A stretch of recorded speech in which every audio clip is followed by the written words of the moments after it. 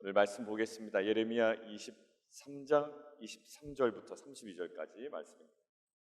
예레미야 23장 23절부터 32절. 개역개정을 한번 눈으로 따라오시고요. 제가 오늘은 또 표준 세번역으로 봉독해 드리겠습니다. 내가 가까운 곳에 하나님이며 먼 곳에 하나님은 아닌 줄 아느냐? 나 주의 말이다. 사람이 제 아무리 은밀한 곳에 숨는다고 하여도 그는 내 눈에서 벗어날 수 없다. 나 주의 말이다. 내가 하늘과 땅 어디에나 있는 줄을 모르느냐? 나의 이름을 팔아 거짓말로 예언하는 예언자들이 있다. 내가 꿈에 보았다, 내가 꿈에 계시를 받았다 하고 주장하는 말을 내가 들었다. 이 예언자들이 언제까지 거짓으로 예언을 하겠으며 언제까지 자기들의 마음속에서 꾸며낸 환상으로 예언을 하겠느냐? 그들은 조상이 바알을 섬기며 내 이름을 잊었듯이 서로 꿈 이야기를 주고받으면서 내 백성이 내 이름을 잊어버리도록 계략을 꾸미고 있다. 꿈을 꾼 예언자가 꿈 이야기를 하더라도 내 말을 받은 예언자는 충실하게 내 말만 전하여라.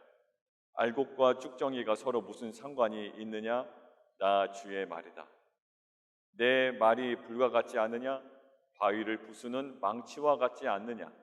나 주의 말이다.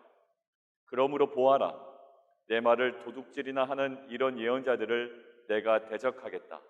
나 주의 말이다. 하나님의 말씀을 전한다고 제멋대로 혀를 놀리는 예언자들을 내가 대적하겠다. 나 주의 말이다. 허황된 꿈들을 예언이라고 떠들어대는 자들은 내가 대적하겠다. 나 주의 말이다. 그들은 거짓말과 허풍으로 내 백성을 그릇된 길로 빠지게 하는 자들이다. 나는 절대로 그들을 보내지도 않았으며 그들에게 예언을 하라고 명하지도 않았다. 그러므로 그들은 이 백성에게 아무런 유익도 끼칠 수 없는 자들이다. 나 주의 말이다. 하나님의 보내심을 받은 자들로 살아가는 저희들에게 하나님께서 허락하신 말씀을 전해야 함을, 그리고 우리 안의 관념과 어떠한 사상과 또 우리의 생각이 아닌 하나님의 오직 말씀만이 전해지고 또 삶으로 전달되어지는 복된 공동체와 인생 되게 하여 주시옵소서. 하나님, 오늘 우리에게 말씀하시는 음성이 그동안 우리의 신앙생활에서 관행적으로 이루어졌던 또 잘못된 부분들이 있다면 주님 말씀하시고 또 고쳐주시고 또 새롭게 하시는 귀한 은혜의 새벽 아침 될 수 있도록 인도하여 주옵소서. 예수 그리스도의 이름으로 기도드리옵나이다. 오늘은 컨펌의 기술이라는 제목으로 말씀을 좀 묵상하고 나눠보려고 합니다. 한국의 영화 중에 싸움의 기술이라는 영화가 있죠. 신앙에서는 컨펌이 굉장히 중요합니다. 정말 맞는지, 하나님의 뜻인지 여러 가지로 고민하며 결정할 때도 많습니다. 오늘 본문을 보시면 거짓을 이야기하는 자들의 어떤 특징을 이야기하는데 좀 더 구체적으로 이야기합니다. 꿈을 꾼답니다. 그리고 꿈 이야기를 자꾸 한다. 그러한 부류가 하나 나옵니다. 자, 27절 함께 보겠습니다. 27절에 오늘 출발점을 두면 좋겠습니다. 27절 함께 개역개정으로 읽습니다. 시작. 그들이 서로 꿈꾼 것을 말하니 그 생각인즉 그들의 조상들이 바알로 말미암아 내 이름을 잊어버린 것 같이 내 백성으로 내 이름을 잊게 하려 함이로다. 꿈을 꾸었다고 말하는 자들의 지금 열매에 대해서 나옵니다. 그 열매는 결국 뭐냐면 하나님의 이름을 잊게 하는, 하나님의 이름을 잊게 하고 자신에게 그 모든 것들을 집중시킵니다. 오히려 말씀에 의존하지 아니하고 꿈을 꾸었다라고 전하면서 하나님으로부터 멀어지게 합니다. 굉장히 미혹시키고요, 또 거기에 혹하게 하고 거기에 끌려가게 합니다. 거기에 순종하게 합니다. 그런데 결국 이 결과는 꿈 이야기를 하고 꿈 해석을 하고 하나님의 뜻이라고 이야기하지만 결과론적으로는 너희가 바알로 말미암아 내 이름을 잊어버린 것 같이 너의 그런 꿈 얘기하는 것, 꿈 해석하는 것, 이 모든 것들이 백성으로 하여금 내 이름, 하나님의 이름을 잊게 한다.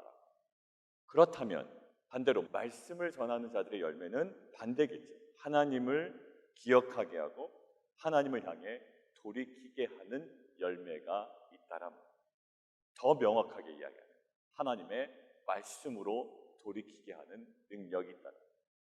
사도행전에 한번 언급해드렸습니다만 사도 바울이 1차, 2차, 3차 전도 여행을 다 마치고 나서 이제는 떠나야 합니다.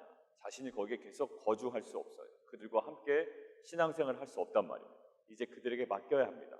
그들에게 무엇이라고 부탁하죠? 은혜의 말씀에 너희를 의탁하노니. 그동안에 내 가르침에 의거하여 이렇게 이야기하지 않아요.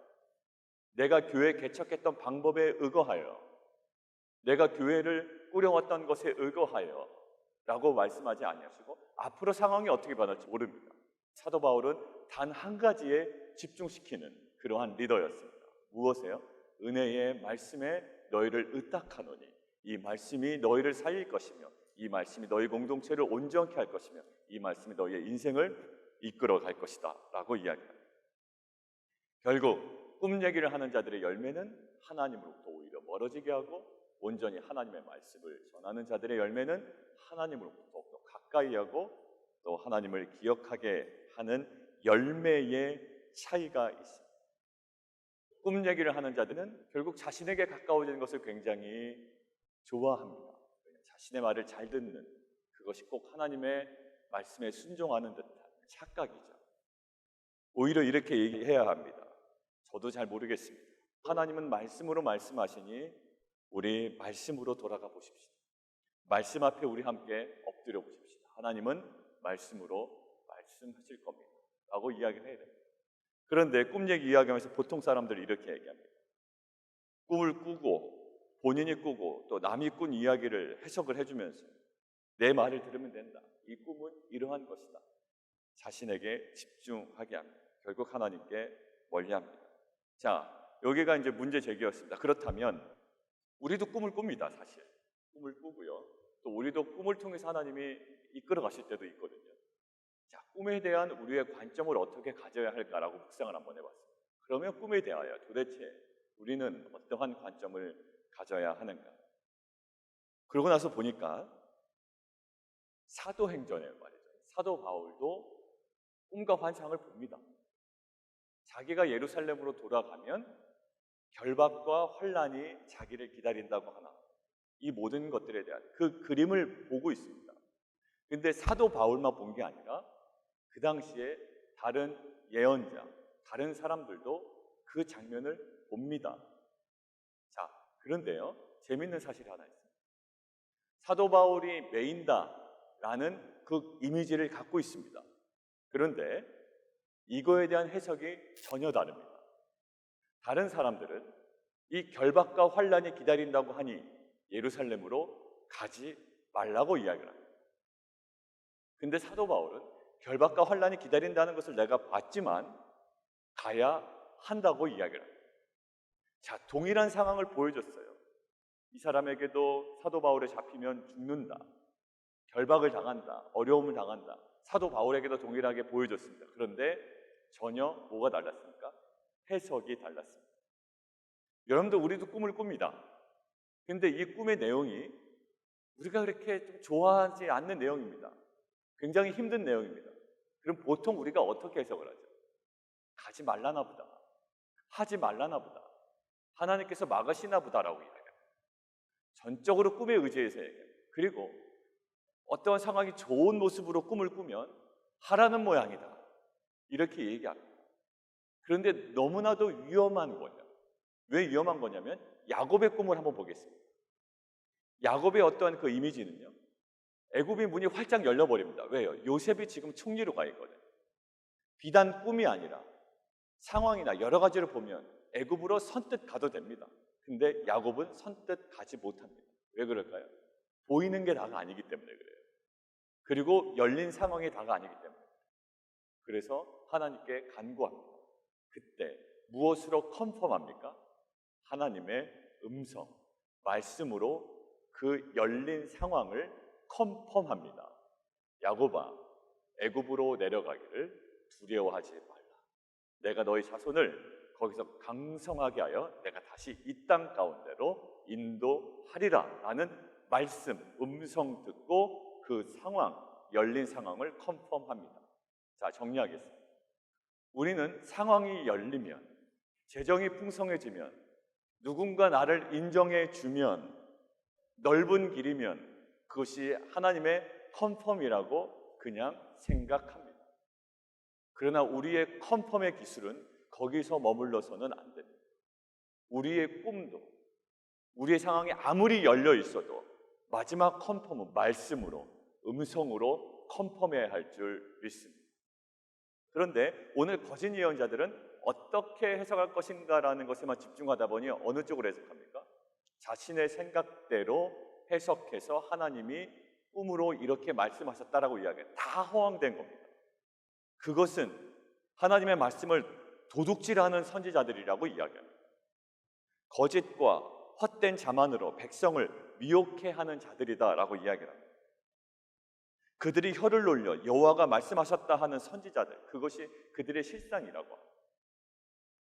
어떻게 해석할 것인가 라는 문제보다 더 중요한 것이 있습니다. 무엇으로 해석할 것인가 라는 것.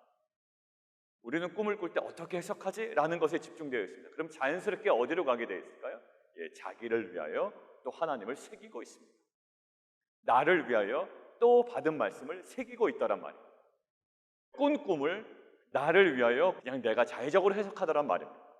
근데 우리가 꾼 꿈도, 우리에게 활짝 열린 길도, 우리가 풍성해지는 길도, 우리가 부자가 되는 길도, 설사 우리가에게 막힌 길도, 우리가 고난당하는 길도, 우리가 핍박받는 길도, 우리의 십자가의 길도 말씀으로만 컨펌이 되어야 할 줄 믿습니다.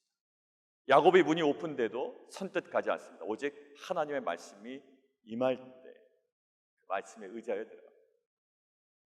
자신의 아들이 애굽의 총리라는 이유가 자신이 애굽으로 들어가야 하는 이유가 되지 않았다라는 것.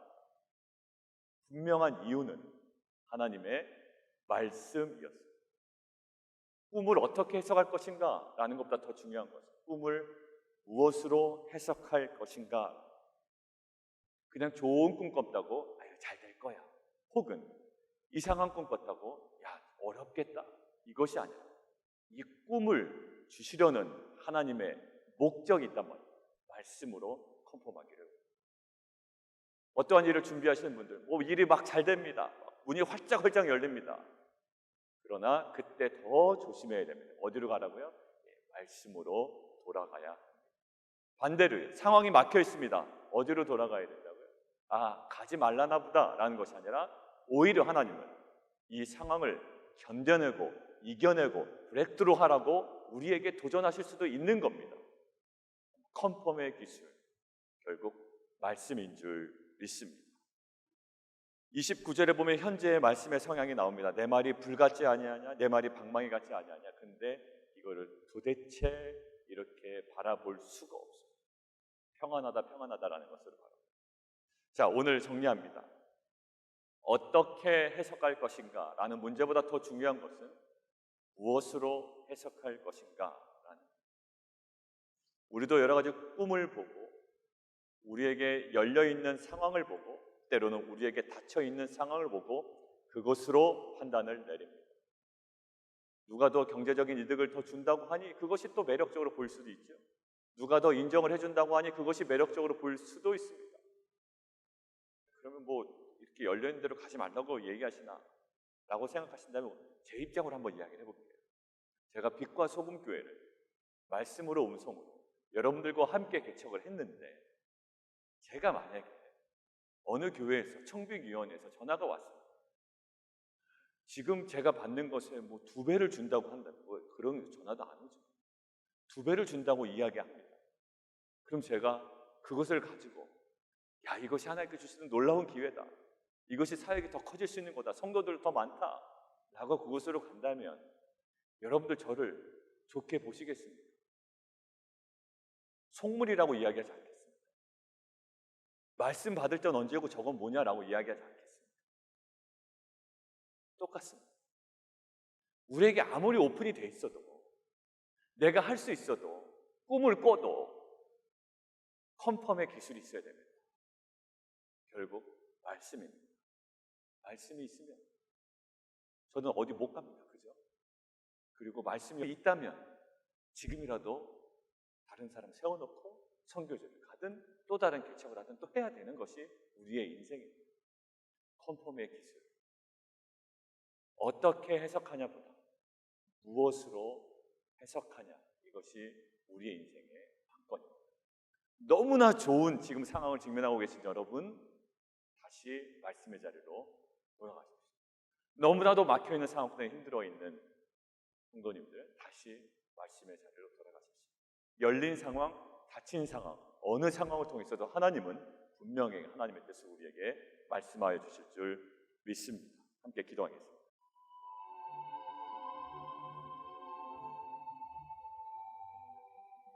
하나님, 그 거짓 예언자들의 특징은 꿈을 꾼다는 것에 있지 아니하고 꾼 꿈을 자의적으로 해석한다라는 것입니다.